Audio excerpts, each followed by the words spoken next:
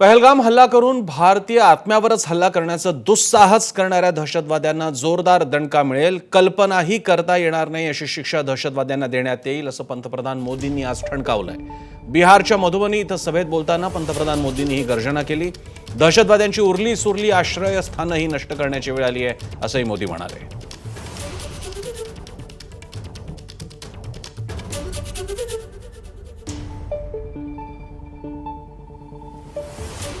ये हमला सिर्फ निहत्थे पर्यटकों पर नहीं हुआ है।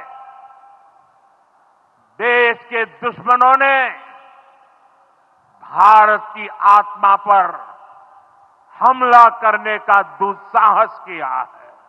मैं बहुत स्पष्ट शब्दों में कहना चाहता हूं, जिन्होंने ये हमला किया है उन आतंकियों को और इस हमले की साजिश रचने वालों को उनकी कल्पना से भी बड़ी सजा मिलेगी। सजा मिलकर के रहेगी। अब आतंकियों की बची खुची जमीन को भी मिट्टी में मिलाने का समय आ गया है। 140 करोड़ भारतीयों की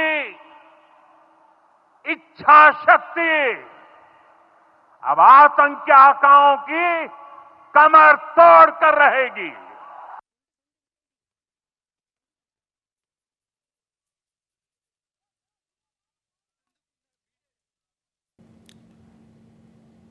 आणि यावर बोलण्यासाठी आपल्यासोबत आहेत निवृत्त कर्नल सतीश ढगे। सतीश ढगेजी, काल राजनयिक मार्गाने भारतानं दबाव आणण्याचा प्रयत्न केला पाकिस्तानवर आणि आता पंतप्रधान मोदी म्हणतायत कल्पनेतही कळणार नाही अशा प्रकारे आम्ही हल्ला चढवू तुमच्यावर। इतकंच नाही, ते असंही म्हणाले की उरल्या सुरल्या जमिनीला सुद्धा दहशतवाद्यांच्या नष्ट करण्याची वेळ आलेली आहे। तुम्ही कशा प्रकारे अन्वय अर्थ काढाल या सगळ्या गोष्टींचा, या वक्तव्यांचा?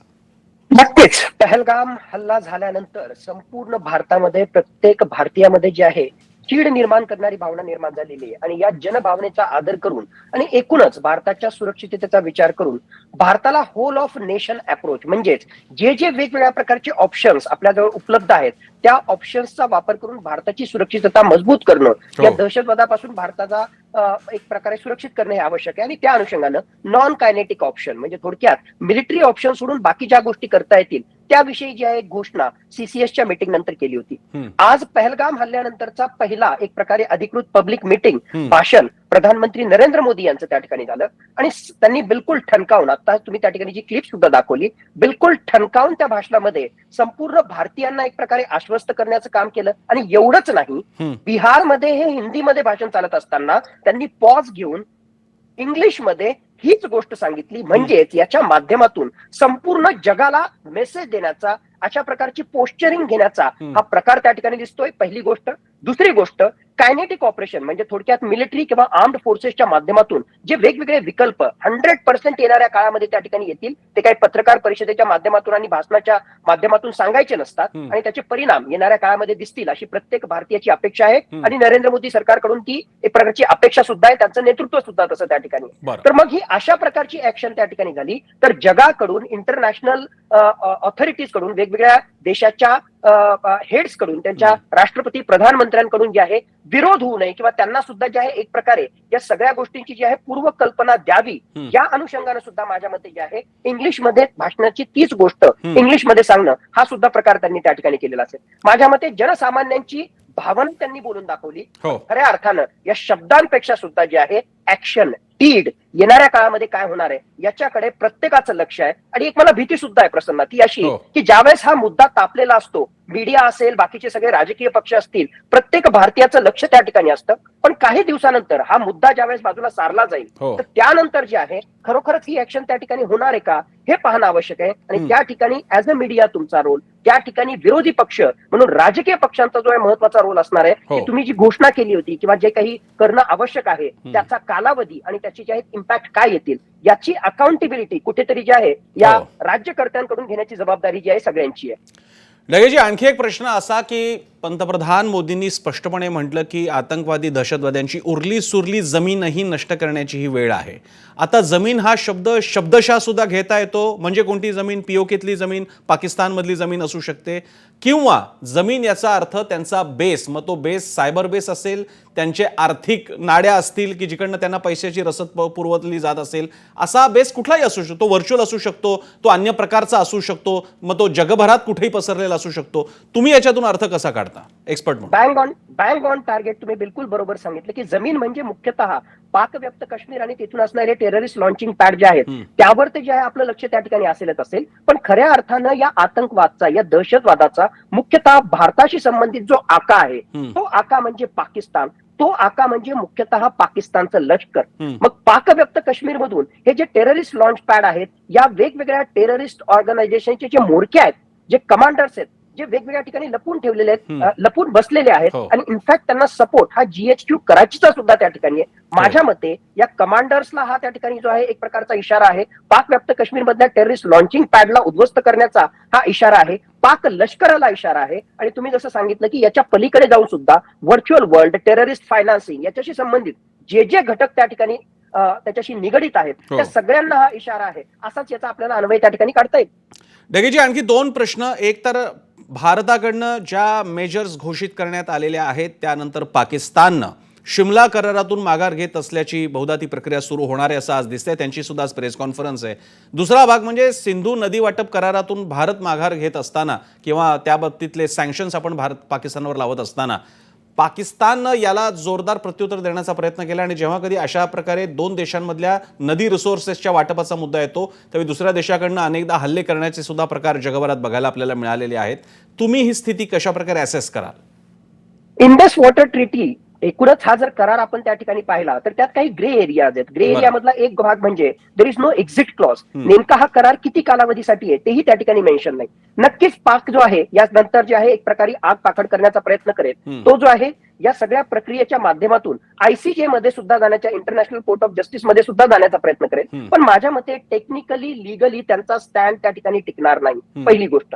दुसरी गोष्ट, कितीही असा प्रयत्न केला तरी सुद्धा जी ग्राउंड रियालिटी ती आहे ती ही आहे की we are a upper riparian state. म्हणजेच इंडस रिव्हर आणि त्याच्या ज्या ट्रिब्युटरीज आहेत त्या पहिल्यांदा भारतामध्ये आहेत आणि त्याच्यानंतर ज्या आहेत भौगोलिक दृष्ट्या त्या पाकिस्तानमध्ये जातात. त्यांनी कितीही आग पाखड केली आणि जर खरोखरच आपण ते जर पाणी अडवून ठेवलं, तशा प्रकारचं इन्फ्रास्ट्रक्चर बनवलं आणि त्या अनुषंगाने ऍक्शन त्या ठिकाणी घेतली तरी हजीर तो वजीर, जिसके हात में लाठी उसकी भैंस असं जे म्हण आहे त्याच्या अनुसार जे आहे ती एक प्रकारची कमांड आपल्याकडे त्या ठिकाणी येते आणि म्हणून पाकिस्तानला जे याकडे विशेष करता येणार नाही. ही दुसरी गोष्ट. आणि तिसरी गोष्ट, 2 मिनिटासाठी नियमाच्या अनुसार जे आहे काही गोष्टी आपण जे आहे एखादा नियम आपला चुकलाही त्या ठिकाणी असेल. काय हो जगामध्ये रशिया युक्रेन युद्ध आहे, इस्रायल हमास युद्ध आहे, युनायटेड नेशन्स सिक्युरिटी काउन्सिल इतकी मोठी संस्था, सबसेल फेल, फ्लॉप शो, अशा कित्येक इंटरनॅशनल ऑर्गनायझेशन्स आहेत. चायना स्वतः जो पाकिस्तानचा मित्र त्या ठिकाणी आहे, United Nations convention on law of seas, UN clause, या समुद्राशी संबंधित जे इंटरनॅशनल अग्रीमेंट आहे त्याची सबशेलपणे त्याने जे आहे एक प्रकारे त्याचं व्हायोलेशन त्याने केलेलं आहे. आणि 9 प्रिन्सिपलच्या अनुसार साऊथ चायना सी मध्ये तो दादागिरी करतो. मग हे चायनाचं जर जगाला चालत असेल, युनायटेड नेशन्सचं फेल्युअर त्या ठिकाणी चालत असेल, तर एखादा मुद्दा मागं पुढे जे आहे कन्सिडर करून आमच्या सुरक्षिततेला, आमच्या आयडेंटिटीला जर कोणी चॅलेंज करत असेल तर आम्ही हा सिंधू नदी करार बाय द वे आम्ही कॅन्सल केलेला नाही. आम्ही सरळ सांगितलं जोपर्यंत दहशतवाद संपत नाही तोपर्यंत आम्ही तो स्थगित केलेला आहे. बरं. ढगेजी, जर का या परिस्थितीमध्ये प्रत्यक्ष एंगेजमेंट फील्डवरची, आता एकतर यावेळी आधीच्या वेळी पीओके मध्ये ते सुद्धा बॉर्डरच्या काही प्रमाणामध्ये भारत आतमध्ये शिरला होता आणि त्यांनी कारवाई केली होती. पाकिस्तानने त्याचा फार बाऊ केला नाही, आंतरराष्ट्रीय दबाव सुद्धा होता. यावेळी भारत आता जर का तशी दिशा दाखवत असेल तर पाकिस्तानच्या रिटेलिएशनचे ऑप्शन्स काय असू शकतात? याच्या जोडीला चीन यामध्ये हस्तक्षेप, म्हणजे आता आय एम शुअर म्हणजे चीन आता वेट अँड वॉचच्या धोरणामध्ये असेल, तर तुम्ही ह्या एंगेजमेंट्स दोन्ही कशा पाहताय? भारताची एक स्थिती मानली जाते की भारत एकाच वेळी एकाच बॉर्डरवरती लढू शकतो, अशी साधारण मर्यादा आपली मानली जाते.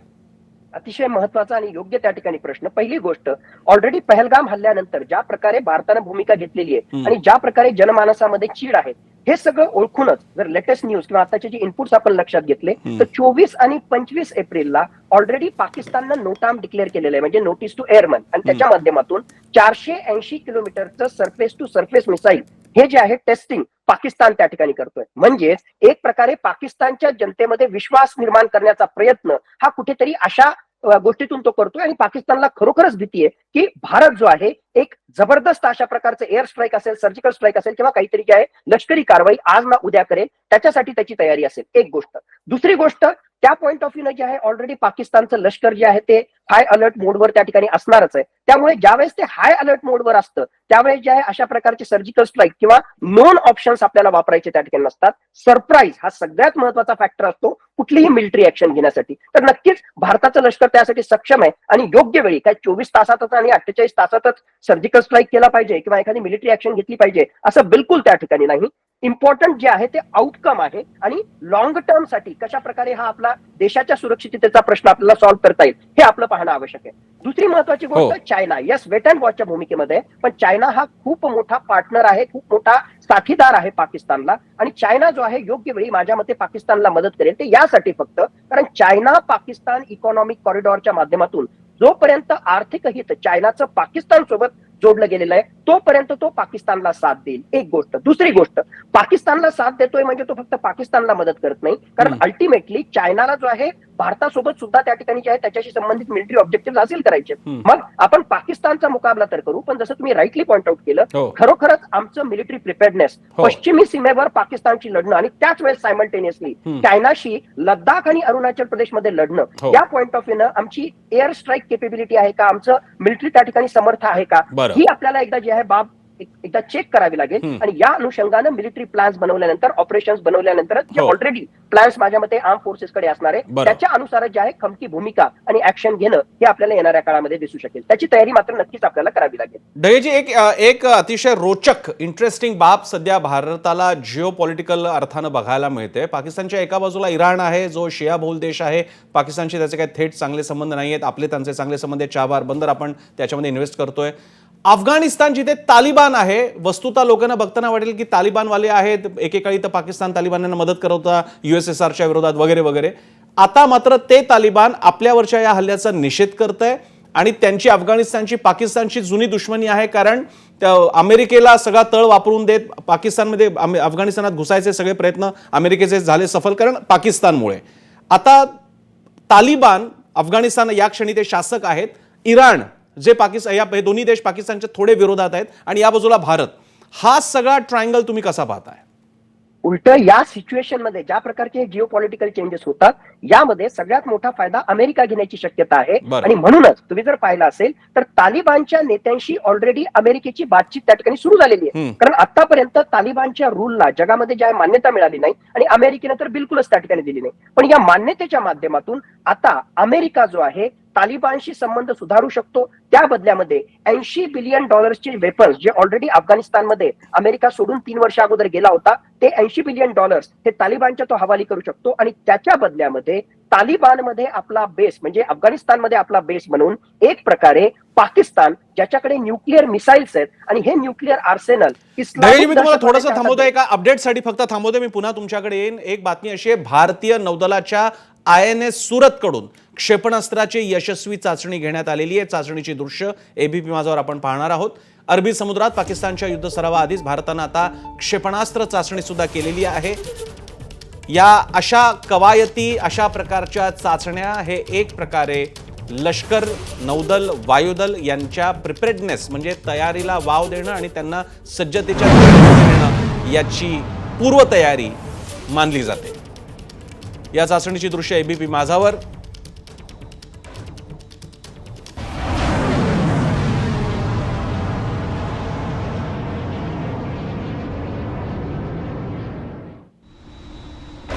पुन्हा एकदा ढगे यांच्याकडे जाऊया. ढगेजी, हे जे सगळे सूचक गोष्टी आहेत, कवायती सुरू झालेल्या आहेत, आपल्या वॉरशिप समुद्रामध्ये उतरत आहेत आणि आता क्षेपणास्त्राची चाचणी होते, याला कशा प्रकारे बघता? आणि खास करून यापूर्वीच्या टेन्शन्समध्ये कधी नेव्हीचं लगेच, म्हणजे कारगिल सुद्धा आपण बघितलेलं आहे, नेव्ही कसा लगेच काही हस्तक्षेप सुरू होत नाही किंवा लगेच शिप्स उतरल्यात असं दिसत नाहीये. यावेळी एक नौदल अधिकारी मारला गेला या सगळ्या हल्ल्यामध्ये. त्या दृष्टीने नेव्हीची वॉरशिप समुद्रामध्ये येणं हे एक सूचक आहे फार. मी फक्त नौदल अधिकारी मारला गेला म्हणून मी त्याच्याशी लिंक करत नाही, पण नक्कीच येणाऱ्या काळामध्ये जे आहे त्यातल्या त्यात चायनाशी त्या ठिकाणी मुकाबला असो किंवा पाकिस्तानशी मुकाबला असो, नौदलाची अत्यंत महत्वाची भूमिका त्या ठिकाणी असणार आहे. आणि एक प्रकारे पोस्चरिंगचा भाग म्हणून अशा प्रकारच्या मिसाईल टेस्टिंगला, त्याचबरोबर अशा प्रकारच्या एक प्रकारे जे आहे एक्सरसाइजेसला, कवायतीला आपण त्या ठिकाणी पाहिलं पाहिजे. आणि नक्कीच ही ज्या प्रकारची परिस्थिती किंवा एक प्रकारचं टेन्स सिच्युएशन आहे त्यामध्ये अशा प्रकारची टेस्टिंग त्या ठिकाणी करणं म्हणजेच एक प्रकारे जे आहे आपण कन्फर्मेटरी टेस्ट करतोय आपल्या प्रिपेअर्डनेसशी संबंधित, त्या अनुषंगानं. आणि त्याचबरोबर पाकिस्तानला सुद्धा आम्ही मेसेज त्या ठिकाणी देतोय. त्या अनुषंगानं या सगळ्या गोष्टी ज्या आहेत त्या महत्वाच्या ठरतात आणि एक प्रकारे जे आहे मोराल बुस्टिंग अशा प्रकारच्या आमच्या आर्म्ड फोर्सेसच्या जवानासाठी आणि संपूर्ण देशासाठी जे आहे ते मोराल बुस्टिंग या अँगलने आपल्याला या घटनेला पाहता येईल.